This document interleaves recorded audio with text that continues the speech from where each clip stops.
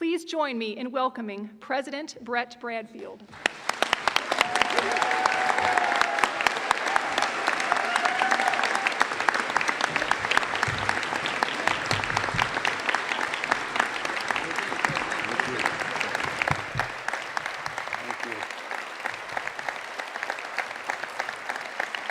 Thank you. Thank you. Thank you very much. Thank you. Good morning. I'm not sure it's possible, standing here at this moment, to explain the sense of humility that has accompanied actually 7 months since I started in this role. But to our students, faculty, staff, alumni, inaugural delegates, honored guests, past presidents, and their spouses, my family, thank you so much for your presence here today. From my heart, while I fully realize the reality of this being an inauguration event centered on me being appointed as the 23rd president of this great university, it's really a little more relevant to that than me. It's a tradition of colleges and universities to hold events like this, inauguration, convocation, commencements, as part of our tradition. But at its core, today, and rightfully so, is a celebration of this great university.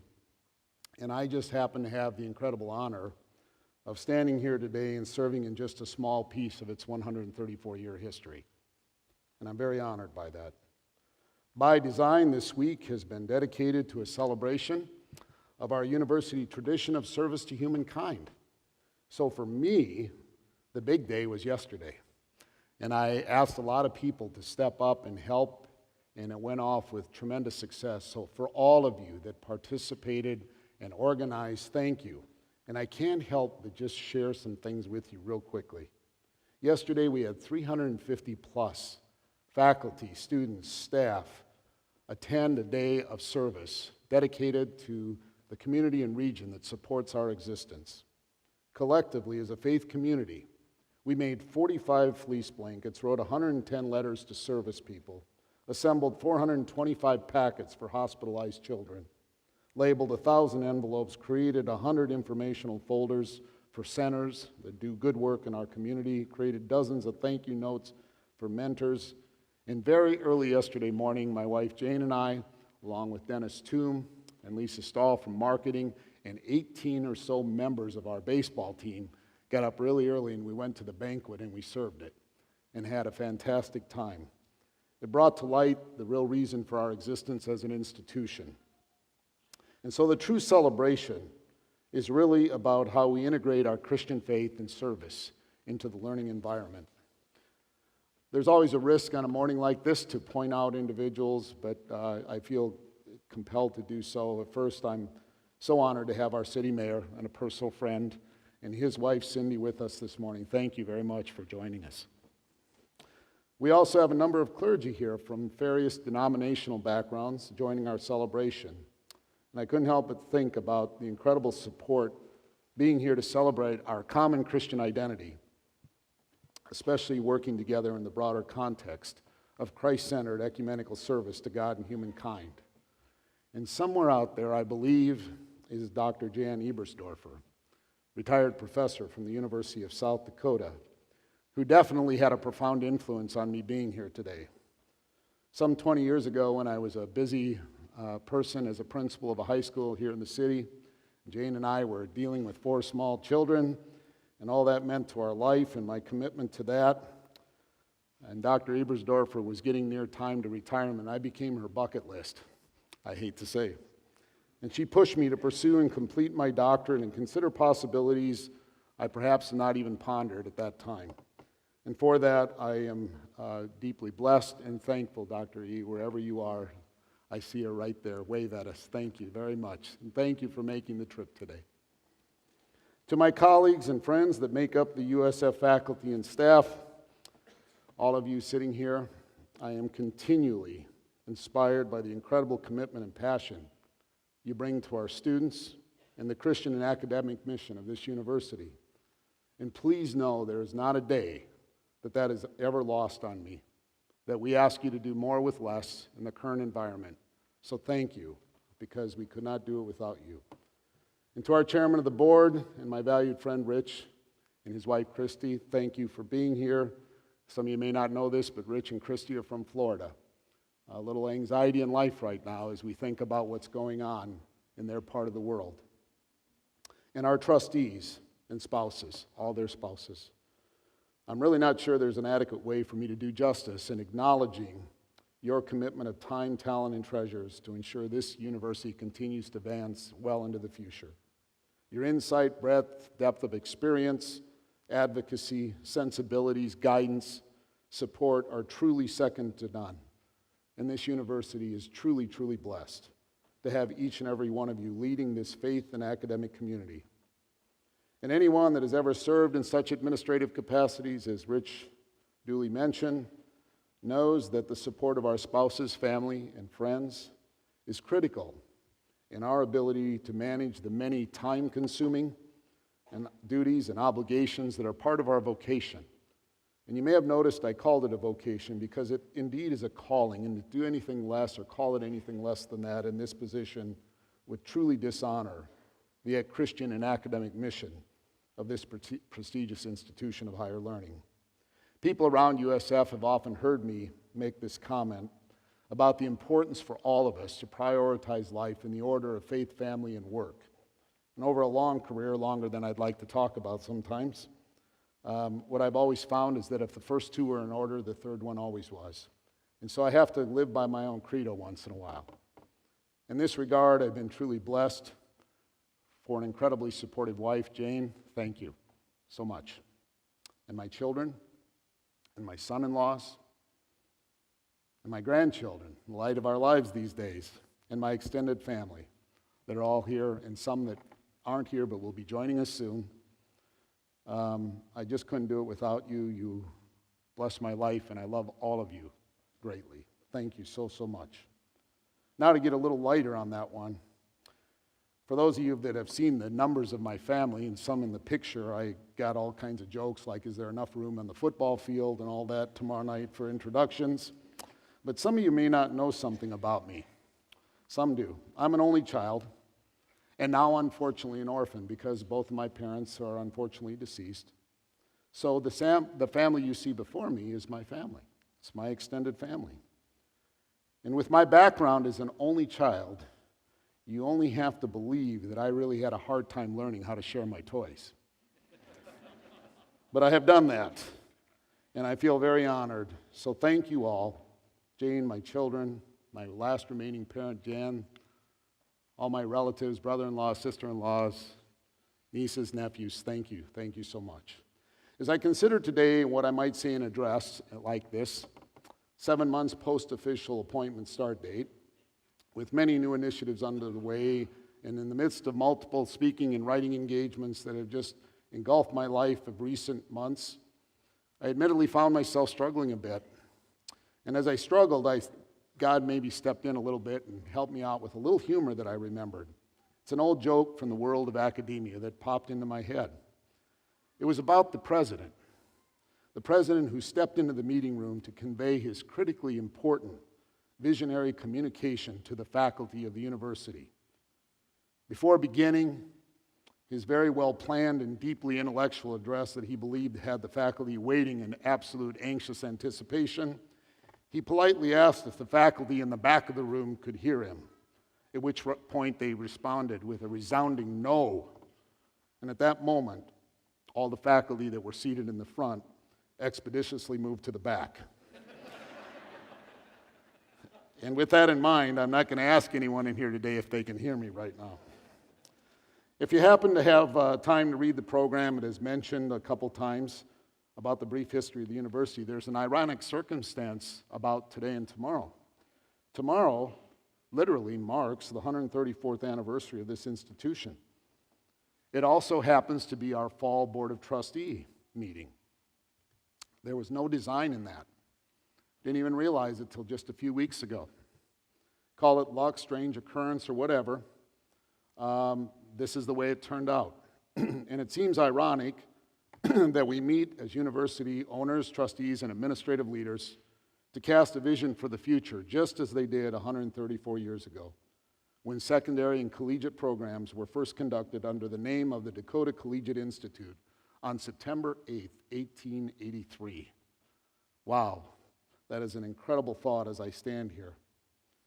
And as Rich mentioned, I'd be remiss not to mention that just 1 week ago, we attended the funeral of Tom Lillibridge, one of our greatest supporters and advocates, and he and his wife Cindy have donated generously to this institution of their time, talent, and treasures.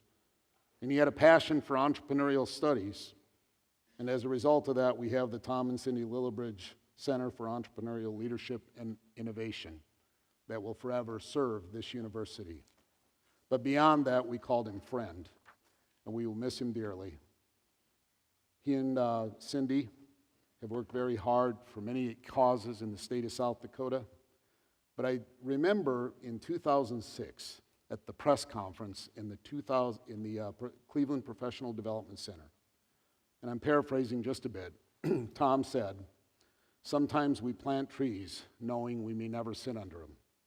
And I would tell you that Tom and Cindy planted many such trees. Please keep Cindy, his wife, in your thoughts and prayers as she struggles with this personal loss in her life. And as Reverend Randy Rasmussen talked about, in 1872, June 5th to be exact, the Dakota Territory at that time met in Vermilion. The Baptist churches, the 9 Baptist churches in the Dakota Territory met in Vermilion for the very purpose of encouraging a more general and complete education of our youth under distinctive Christian influence. And so the journey began, and it continues today. While my mini history lesson of this university's existence is interesting, it's also humbling. It can also feel a bit daunting at times because we have gotten the torch passed to us now to keep this up in less than optimal times. I put a pencil to it. I've been here 17 years as of June 1st, which means I've been around for about 12.7% of the university's life, and I stand to be corrected by Dr. Lind or Dr. Dama, some of my mathematicians. But it's important for me in the significance of thinking about what we have ahead of us. It presents for us sometimes a concern, and it also presents a chance for some real optimism. You know, it's often said in our business that we're in the business of immortality in education. And such a statement can be very risky if it's taken out of context, but it's really intended to be a metaphor, indicating that we know that all truth comes from God, and we believe that our job is to impart truth through our disciplines, and then we are in the business of passing on that gift to future generations, extending on forever. In the current paradigm of higher education, in particular private Christian higher education, presidents must emphasize concern about the future and less about legacy, and preserving that sense of immortality that lies at the core of our institutions. And such is our collective challenge at the University of Sioux Falls. If we believe the core mission of our enterprise is paramount above all else, then our job is to shape the culture that ensures that future. Victor Hugo, a French poet, novelist, and scholar of the 1800s, once said, "The future has several names. For the weak, it is the impossible. For the faint-hearted, it is the unknown. And for the thoughtful and valiant, it is ideal." We are charged to use our God-given intellect to make the future ideal for USF, supported by our faith in God. We are reminded in Proverbs 3, verses 5 to 6, "Trust in the Lord with all your heart and lean on your own understanding. In all ways, submit to him, and he will make your path straight."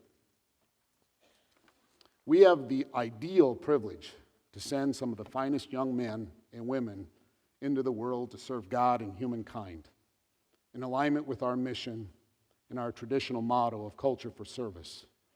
However, and this is a moment I'm going to go a little different direction, embedded in these words of optimism and hope for a future for us in this great endeavor of higher education, it is a hard reality that we find ourselves at a crossroads of change in our enterprise that has persisted since around 2008.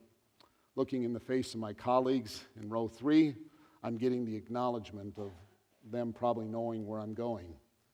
Most economists say the recession officially lasted from December 2007 to June 2009, but whatever those dates are, it profoundly changed our industry. And it's called on us as leaders in this industry to become situational in our leadership.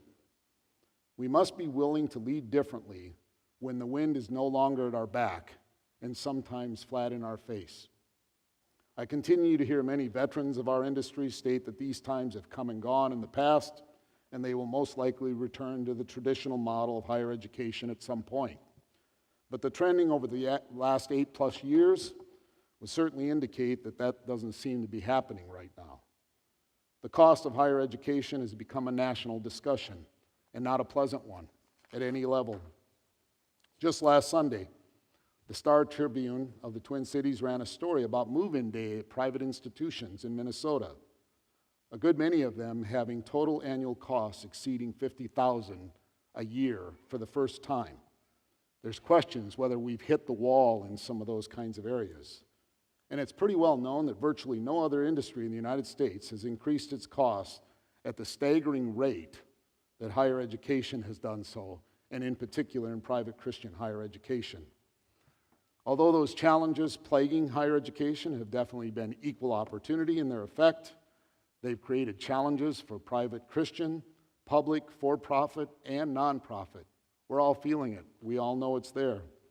We all share, my friends in row 3 there, all share in the commonality of declining demographics, challenges to varying degrees with how to maintain adequate net revenue to support our operations, how to hold on to our core mission in the midst of financial pressure to expand revenue streams outside of our core business, considerably expanded external compliance, doing more with less resources, but still expected to maintain the level of quality and sometimes better, deferred maintenance issues on our campus that some would say have been incredibly overbuilt, posing a debate whether we should spend more resources on bricks and mortar or people and programs. I'm getting some nonverbal indicators from my friends there. Then there is the whole debate about liberal arts education and its value or lack thereof for our graduates and our students. As we all know, historically, the earliest colleges in our countries were liberal arts institutions. And today, it's a bit under attack because it doesn't lead to what they call gainful employment, although research and arguments would indicate the overall value of such is considerably different than the rumor mill. We believe at the University of Sioux Falls it still has great value. And all I have to do is look at the Department of Labor information that indicates that the students we are graduating right now will switch career tracks on average 7 to 8 times over their lifetime. So the idea of training them for one skill seems a little silly because there has to be some transferability of that. Fareed Zakaria, in his book In Defense of Liberal Education, described it as the best way to prepare for today's global economy. He further stated that you can make a sneaker equally well in many parts of the world, but you can't sell it for $300 unless you have a built story around it. And that requires creativity, imagination, and innovation, all of which are intended outcomes of liberal arts education. He also said you can't start Google just with good test scores, but that was just another quote. It's probably fair to say that we face a bit of an identity crisis in higher ed because most in the United States have a difficult time articulating what its actual purpose is today. More specifically, is it to prepare people to obtain relatively sophisticated jobs that require a college degree? Is it to ensure that by the time of graduation, students have broad understanding of the many facets of the human condition and the world around them? Is it to learn how to think and thereby learn how to learn, such that we encourage lifetime learning? Is it to find ourselves and discover our passion? And the answer for most of us in this room is yes, to all of the above. At our university, we believe the enterprise of higher education is a big tent, just as that of Christianity, where it is said that today that there are over 40,000 sects of Christianity alone in the world. Given the political, economic, and social changes surrounding religion, it would seem our students need this as a vital part of their education. For just a moment, let's suppose society's interests changed. Let's pretend that it said they have need of certain things not now being done, or they had no need for some of the things we currently do. Are we willing to change in our industry? And what happens if higher education institutions don't listen or refuse to change? Well, truthfully, many of us in private Christian higher education, and all levels for that matter, of our enterprise, already know the answer to this because we're seeing it through closings and mergers across the country. It's very real.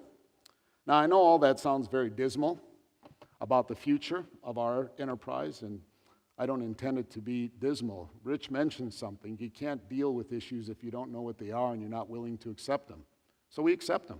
That's the way it is right now. And I love challenges like that.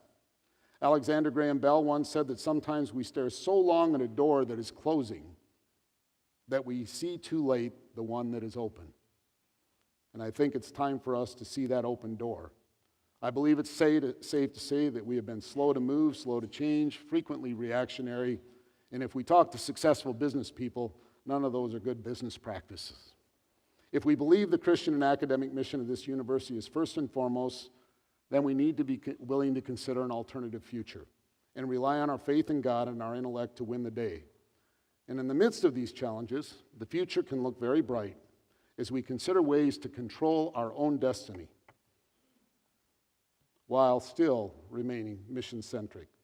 Although not an exhaustive list, so often we hear, I'll get these questions. I just had this question a week ago at a speaking engagement. Well, what are you guys going to do differently? And the general theme is, well, we need to do more online, more distance learning. And that certainly is an acceptable answer. But I would say in the years ahead, the very short years ahead, we will be looking at things like unbundling the curriculum from disciplines and rebundling around problems most important to society so that we can integrate faith and learning into what we do. I could see us leading a public effort to design and implement the transcript of the future that is not so reliant on courses taken and or completely disregards learning experiences that happen to us in life alone. I can see us expanding efforts around gameful learning that allow our learners to reimagine a broader range of learning environment beyond sit-down courses. I can see us reimagining our relationships to lifelong learning among our alumni and pre-college learners, and that we will leverage our curriculum and expertise in new technologies to enhance our ability to engage with the public and not necessarily just to create jobs. And I can see us developing a deeper understanding of where students learn on campus and investing in those areas to make sure we have safe and orderly environments conducive to learning. And we have this incredibly talented faculty. We need to invest more in their educational research and development about teaching and all that implies. And consider frameworks for real-time experience for our students that complement the theory learned in the classroom. And for gosh sakes, quit treating technical training and liberal arts education as being mutually exclusive. We don't need to do that anymore.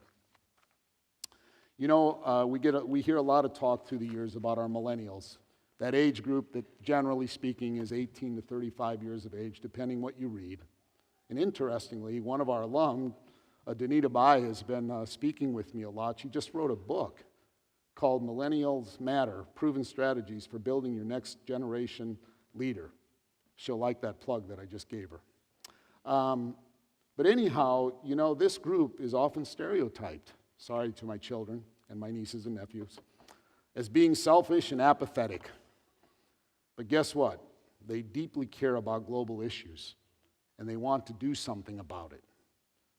And you'll see varying versions of these, but they generally range from concerns about climate change and destruction of natural resources, large-scale conflict and wars, religious conflicts, poverty, government accountability, transparency and corruption, safety, security, well-being, lack of political freedom, political instability, food and water security for the world, lack of economic opportunity, and unemployment, and a variation of those that we often hear. We have a great opportunity. So we talk about all the negatives. We have a great opportunity to step into that gap in higher education and prepare for Generation Z, which is now coming on to the grid. Whoops. We can't transform the university system without helping to transform the community, region, state that that supports our existence. And I can't imagine who could lead transformation better. In closing, I've learned over a long career in administration that our vision as leaders has to be deeply rooted in the identity and practice of the institution we serve, in my case, the University of Sioux Falls, rather than this simply being discarded when a new president comes along. It's important. It does not mean we resist change, but we hold on to what matters. And we determine that as a collective community of wisdom here at the University of Sioux Falls to maintain our distinctly Christian identity and our pursuit of academic excellence. I got to take just a moment to thank a very, very large group of people that have worked tirelessly on this entire week and everything leading up to here. It's been hard for me to watch. I'm an old East Ender and a middle-class kid, and to see people waiting on you and doing all this work is hard, but thank you from the bottom of my heart. I see a future full of promise for the University of Sioux Falls as we build on the traditions of the past and the collective wisdom of the present stakeholders guiding us forward. And in the same manner that Jesus modeled God's call to each of us from Micah 6, verse 8, I commit myself to do justice, to love mercy, and to walk humbly with our God in serving this great university and the community, region, and state that support its existence. Thank each of you for your presence today. I can't explain how meaningful it is to me. I understand we even overflowed. Now, most of us familiar with this university know a legendary figure known as Sid Kortemeyer, a person that we've all been honored to call our valued friend for many years and an exceptional model of servant leadership. Is Sid out there somewhere? Right there. Sid, wave at us. A little higher, Sid. Okay, thank you.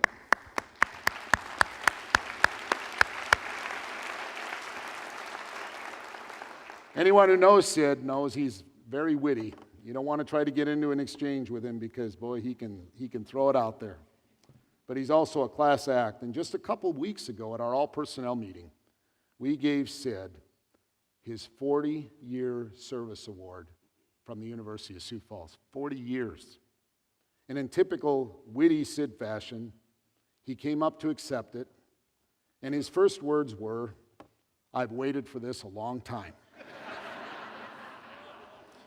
And I thought, Sid, come on, you got to do better than that for us. But then in the midst of laughter and after a couple other words, Sid got serious, and he paused for a minute, and he made a brief but profound statement that I'm not sure most of the room heard because of the laughter and good feeling that we had at our all-personnel meeting.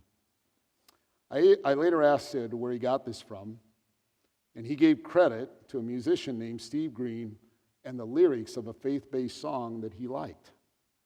He had paraphrased it a bit from a song of faith, but I asked Sid's permission this morning to close with it because it seems so fitting. So here's how I'm going to close. From Sid's words that day, "Let those that follow find us faithful." Thank you and God bless.